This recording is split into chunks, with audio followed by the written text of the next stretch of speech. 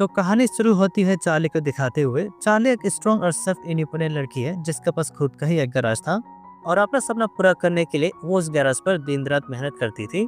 वहीं पे हम इजी और एना को भी देखते जो चार्ली के लिए काम करती थी। और जो कस्टमर चार्ली के गैराज पर आती थी अपनी गाड़ी को ठीक करवाने के लिए, वो लोग अक्सर अपना टाइम पास करने के लिए इजी से अपने नेल पेंट करवाती थी, क्योंकि इजी एक नेल डिजाइनर भी थी। और ऐसे ही करते करते इजी का काफी सारे फैन फ्लोइंग बढ़ चुके थे। एना एक प्रोफेशनल मैकेनिक थी जो चार्ली के साथ मिलकर कार को रिपेयर करने का काम करती थी। और जब एना को बॉयफ्रेंड उसे लेने के लिए आता है तो चार्ली और इजी उसका बॉयफ्रेंड को देखकर सरप्राइज होती है, ये सोचकर कि आखिर एना को इतना हैंडसम लड़का मिलता कैसे है। जिस पर एना कहती है कि अगर उन्हें भी उसका जैसा बॉयफ्रेंड चाहिए तो वो उन दोनों को उसके साथ क्लब चलने को कहती है, लेकिन चार्ली इसके लिए मना कर देती है।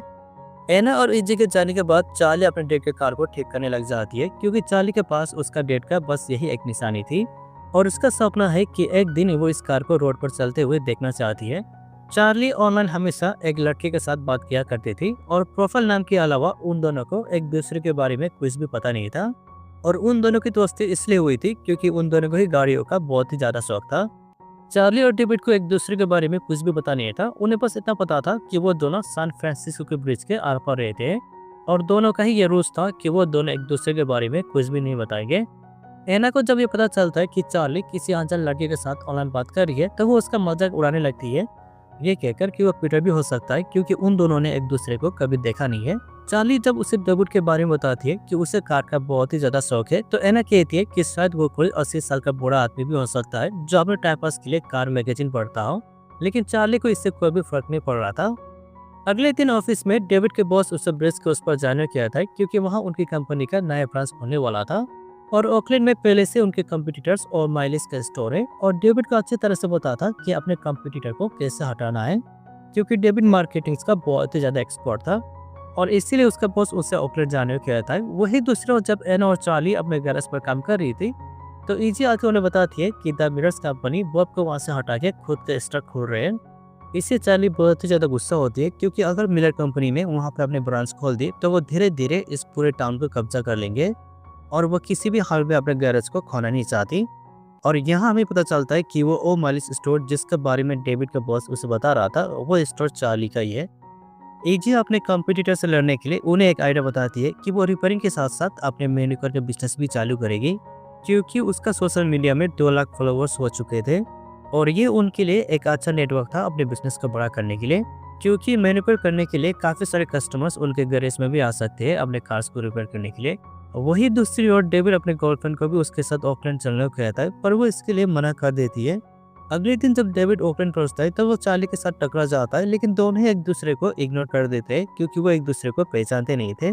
इसके बाद चार्ली अपने दोस्त जिमी से मिलने को जाता है, जहां वो उसे अपने ब्रांच के बारे में बताता है, लेकिन जिमी को उसके कंपनी के आइडिया सुनने में कोई भी इंटरेस्ट नहीं था। तो फिर वो डेविड को उसके साथ चलने को कहता है ताकि वो अपने लिए मैनिक्योर कर सके। जिमी जब अपने लिए मैनिक्योर कर रहा था तो डेविड गैरेज के अंदर चला जाता है और माइलिस के बारे में पता लगाने के लिए। और जैसे चार्ली की नजर डेविड के ऊपर जाती है तो वो उसे देखती ही रह जाती है, क्योंकि डेविड बहुत ही ज्यादा गुड लुकिंग था, लेकिन उसे पता नहीं था कि डेविड ही वो लड़का है जिससे वो ऑनलाइन बात करती थी। और ये बात डेविड को भी पता नहीं था कि जिस लड़की के साथ वो रोज बात करता था वो लड़की कोई और नहीं बल्कि चार्ली ही है।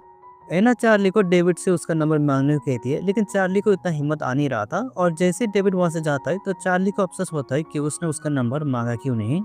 डेविड जब जिमी को बताता है कि चार्ली ही उनके कंपटीटर्स है तो ये जान के वो बहुत ही ज्यादा सरप्राइज होता है। रात को वो दोनों फिर से ऑनलाइन आके गाड़ियों के बारे में बात करने लग जाते हैं, जिसके थोड़ी देर बाद डेविड अपने गर्लफ्रेंड से मिलकर उन दोनों के फ्यूचर के बारे में बात करने लग जाता है, पर उसके गर्लफ्रेंड को उसके बात सुनने में कोई भी इंटरेस्ट नहीं था, क्योंकि वो कोई भी सीरियस रिलेशनशिप चाहती नहीं थी, जिससे सुनकर डेविड बहुत ही ज्यादा हर्ट हो जाता है। अगले दिन जब वो तीनों लड़कियां काम कर रही थी तो मिनर्स कंपनी के इनोग्रेशन की आवाज सुन के वो तीनों बहुत ही ज्यादा डिस्टर्ब होते, क्योंकि नॉइस की वजह से वो लोग काम कर नहीं पा रहे थे। वही दूसरी ओर डेविड अपने सारे स्टाफ्स को अपना प्राइस कम करने को कहता है ताकि वो लोग जल्द से जल्द क्लाइंट के नंबर्स बड़ा कर सके। वो अपनी टीम को मोटिवेट करता है दुगना काम करने के लिए, ये कहकर कि उन्हें हर एक सेल्स में 10% कमीशन मिलेगा।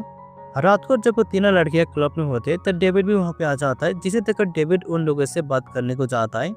और जब वो चार्ली से बात कर रहा था तो इजी और एना वहाँ से हट जाते ताकि वो दोनों एक दूसरे से अच्छा टाइम स्पेंड कर सके। चार्ली डेविड की और भी अटैक होते जा रही थी, तो फिर वो डेविड को बिलबोर्ड्स के लिए चैलेंज करती है और साथ ये रहेगा कि जिसका भी बॉल पोर्ट के अंदर जाएगा उसे हर एक बॉल पे ड्रिंक्स पीना होगा। और गेम खेलते खेलते वो दोनों एक दूसरे के करीब भी आ रहे थे। लेकिन चार्ली डेविड को हरा देती है और जब वो उसे किस करने वाला था तो चार्ली काम का बहाना बना के वहाँ से जाने लगती है। लेकिन उसके दोस्त वहाँ से जाने के लिए तैयार नहीं थे क्योंकि वो चाहती थी कि डेविड उसे किस करे।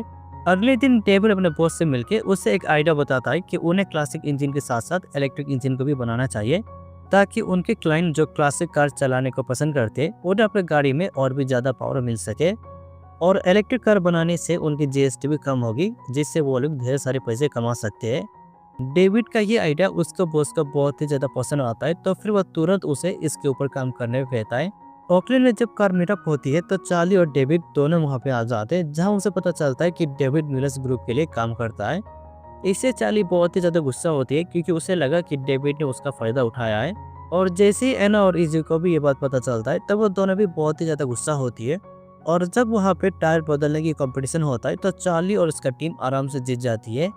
अगले दिन से वो दोनों ही एक दूसरे को इग्नोर करने लग जाते हैं। चार्ली रात को जब डेविड से बात करती है तो उससे अपने बिजनेस कंपटीशन के बारे में बताती है, जिसे सुनकर डेविड उसे कुछ मार्केटिंग का आइडिया देता है ताकि वो अपने कंपटीटर को हरा सके। लेकिन डेविड को पता नहीं था कि इससे उसके बिजनेस को भारी पड़ेगा। अगले दिन जब चार्ली अपने काम और सोसाइटी को लेकर इंटरव्यू देती है तो इससे डेविड बहुत ही ज्यादा गुस्सा होता है। और चार्ली घबराई हुई भी थी क्योंकि उसके पास इतना पैसा नहीं था अपने सर्विसेज को कम दाम में देने के लिए। वही दूसरी ओर एक लेडी आके डेविड के ऊपर भड़कती है क्योंकि उन लोगों की वजह से आप ऑकलैंड में बेरोजगारी बढ़ने वाली थी। रात को चार्ली जब अपने कार को ठीक कर रही थी तो उसका कार स्टार्ट हो जाती है, जिससे वो बहुत ही ज्यादा खुश होती है। और जब ये बात डेविड को बताती है तो वो उससे मिलने का फैसला करता है और इसके लिए चार्ली भी मान जाती है। अगले दिन जब चार्ली ये बात एना और इजी को बताती है तो वो दोनों भी उसके लिए बहुत ही ज्यादा खुश थे। और वो नर्वस भी हो रही थी क्योंकि उसे पता नहीं था कि उसका ऑनलाइन फ्रेंड दिखता कैसा है। इधर डेविड भी नर्वस हो रहा था उससे मिलने के लिए क्योंकि आज तक जितने भी लड़कियों को उसने डेट किया था वो सभी अलग थे। पर ये लड़की कुछ अलग ही था क्योंकि उसने जो कुछ भी किया था अपने बलबूते पे ही किया है। और चार्ली के साथ डेविड का कुछ अलग सा ही बॉन्ड बन चुका था। डेविड नर्वस हो रहा था तो वो जिमी को उसे देखने के लिए भेजता है और जिमी ये देखकर सरप्राइज होता है कि वो लड़की कोई और नहीं बल्कि चार्ली ही है। जिमी जब ये बात डेविड को बताता है तो वो इससे बहुत ही ज्यादा सरप्राइज होता है। फिर वह हिम्मत करके चार्ली से मिलने को चला जाता है, लेकिन वो ये नहीं बताता कि वो ही डेविड है। और जैसे ही चार्ली डेविड को देखती है तो उसका मूड ऑफ हो जाता है क्योंकि वो उसे नफरत करती थी। चार्ली उसे वहां से जाने को कहती है, लेकिन डेविड उसे काफी सारे सवाल करके तंग करने लग जाता है। डेविड पूछता है कि जिस लड़के से वो मिलने के लिए आई है क्या वो उसे जानती है। चार्ली भी गुस्से में वो उसे सब कुछ बता देती है कि कैसे वो लोग ऑनलाइन पे मिले थे और वहीं से उनकी दोस्ती शुरू हुई थी। डेविड उसे उसके साथ डिनर करने को कहता है क्योंकि उसे नहीं लगता कि उसका दोस्त अब आने वाला है। लेकिन चार्ली उसके बात को नहीं मानती, जिसके थोड़ी देर बाद डेविड उसे बिना बताए वहां से चला जाता है कि वही डेविड है। और काफी देर तक इंतजार करने के बाद भी जब उसका फ्रेंड नहीं आता तो इससे चार्ली बहुत ही ज्यादा गुस्सा होती है और वो उसे दोबारा मैसेज करने के लिए मना करती है। अगले दिन जब जिमी को पता चलता है कि डेविड ने चार्ली को बताया नहीं कि उसे मैसेज करने वाला वही था तो इससे जिमी बहुत ही ज्यादा सरप्राइज होता है ये सोचकर कि उसे चार्ली को सब कुछ बता देना चाहिए था, क्योंकि बहुत दिनों के बाद उसे ऐसे लड़की मिली थी जिससे वो बहुत ही ज्यादा प्यार करता है। इस बात से डेविड भी पछता रहा था। और इधर जब चार्ली के दोस्त को पता चलता है कि वो लड़का उससे मिलने के लिए आया नहीं तो इससे वो दोनों बहुत ही ज्यादा गुस्सा होते हैं। एना चार्ली से डेविड का नंबर मांगती है उससे बात करने के लिए, लेकिन चार्ली के पास उसका कोई भी नंबर नहीं था। चार्ली उन्हें ये सब छोड़ के अपने काम पर फोकस करने को कहती है क्योंकि आपसे वो साथ में से बात नहीं करने वाली। और वही दूसरी ओर डेविड चार्ली को अपोलॉजी मैसेज भेजता है उसे माफी मांगते हुए। थोड़ी देर बाद डेविड और चार्ली एक स्टोर पे मिलते हैं जहां वो दोनों अपने गाड़ी के लिए सेम सामान खरीदने को आए हुए थे, लेकिन उस स्टोर में कार फिल्टर एक ही था। तो फिर डेविड बिना कुछ सोचे उसे वो सामान दे देता है। डेविड जब उसे मैसेज करता है तो चार्ली उसके मैसेज को इग्नोर कर देती है। चार्ली जिस कार को बना रही थी वो उस कार को सेल कर देती है क्योंकि उसका बिजनेस लॉस में चल रहा था, जिससे वो बहुत ही ज्यादा हर्ट होती है। रात को डेविड उसे फिर से मैसेज करके उसे माफी मांगता है, जिसे देखकर चार्ली भी उसे एक बार के लिए माफ कर देती है।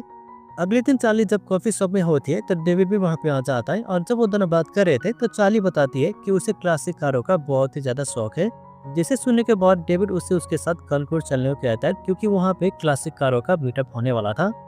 डेविड जब अपने बॉस से मिलने को आता है तो उसका बॉस कहता है कि जो उसका ईवी कार का आइडिया था वो उसे थोड़े टाइम के लिए साइड पर रखने को कहता है ताकि वो लोग अपने ब्रांच को पूरे नॉर्थ अमेरिका में फैला सके। लेकिन इससे डेविड बहुत ही ज्यादा गुस्सा होता है क्योंकि उसका बॉस ने उसे जबान दिया था। तो फिर वो उस जॉब को छोड़ के वहाँ से चला जाता है। अगले दिन वो दोनों कार्स मीटअप पे मिलते हैं जहाँ वो दोनों एक दूसरे के साथ काफी अच्छा वक्त बिताते हैं।